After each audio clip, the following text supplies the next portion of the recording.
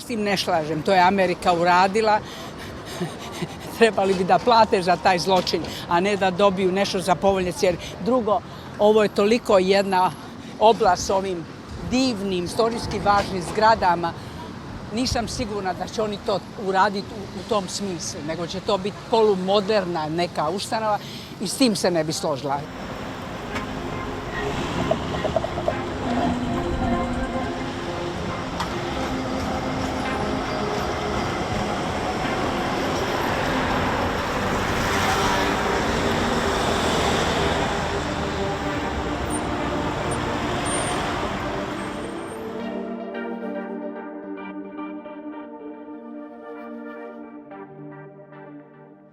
Postoje dve strane te priče.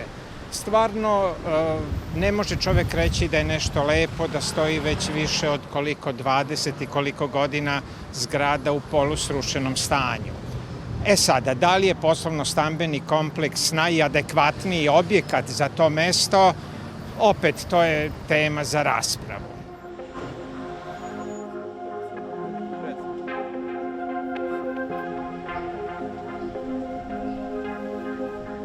Ovde može biti reč jedino o nekom obliku javno-privatnog partnerstva, a javno-privatna partnerstva se ugovaraju u proceduri koja je propisana tim zakonom, a koja ovde očigledno nije poštovana jer nema nikakvog traga o javno-privatnom partnerstvu, recimo ni na sajtu komisije koja odobrava projekte, niti bilo gde drugo.